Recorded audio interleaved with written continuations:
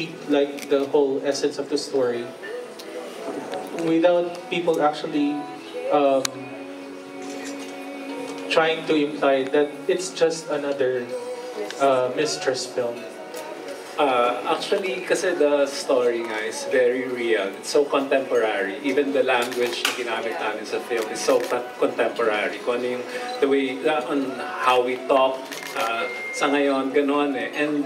And add to that, kasi before namin nabuo yung the whole narrative, kinausap namin yung mga actors, baka with regards sa inputs nila. Kasi para later on, di ba, when they act it out, it's so natural, it's so organic. So, it's really a collaboration.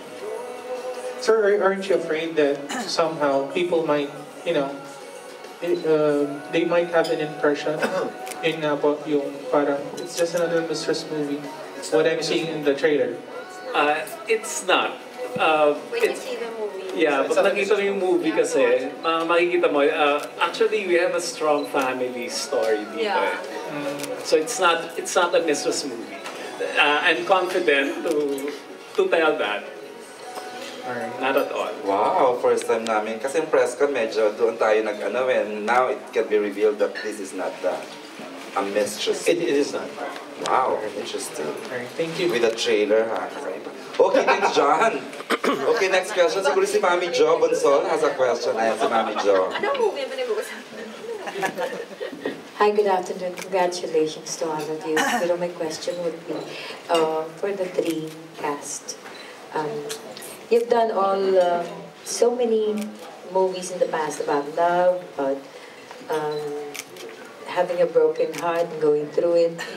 But this particular movie, somehow I think, was quite so exciting for all of us, especially the people I work with, who's so anticipating to really watch this film.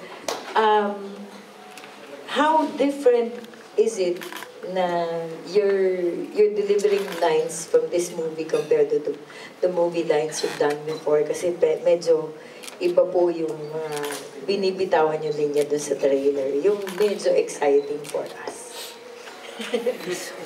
Iba po pa, may nagawa na rin po ba kayo na parehas na movie? O is it your first time na ganun yung mga linya na binibitawan niyo? Ano eh, alam mo, kami mga teenagers, ganun talaga yung language na. YOLO! Hashtag, YOLO! It's very contemporary like what Direk said. Siyempre, marami na kami nagawa ng mga materials, marami na kami nagawa ng script. But it's always nice to collaborate. Not just with the actors, not just with the directors, but with the whole, with the writers. Kasi, if I'm going to attack the role all by myself, iba yung dating. But if you're listening to the director, if you're listening to your writers, kung ano yung gusto nila, and then incorporate mo yung approach mo sa acting, it becomes different all the time. And then, yung pagkakasulat, very young. So you're also, sir, you're also given freedom to suggest that can I alter the lines by saying this is... All of us. That's why it's wonderful working with Director Noel because binibigyan ka ng freedom to do what you want. Pero at the same time, you have to keep in mind kung ano rin yung kailangan niya, kung ano yung needs niya, kung ano yung gusto niya sa movie. So masakit po ba yung linya nung may hawakan ng suso, something? Masakit? Masakit po ba i-deliver yun? Hindi. Exciting. Grabe, tinasama namin yung vloggers. Ganun pa rin. Masaya. Tanongin natin si Miss Van, masakit bang isulat yun, Miss Sabi nga Vanessa? kay Direk, may take two ba tayo? Nag-enjoy. Miss Vanessa, masakit bang isulat yung mga ganong klaseng linya sa isang pelikula? Hindi.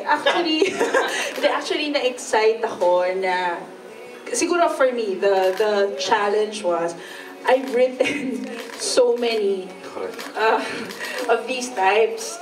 And ako, one of the things I was watching out for was that this should be different from The Mistress, and this should be different from a love story. I was very, very conscious of that. And one of the things I told Direct Noel is, Direct Noel, I want the language to be raw. I want people to talk the way they would talk if they were in that situation. Doon sa eksena na sinasabi mo, yung difficulty nun, kasi usually when I'm angry, I think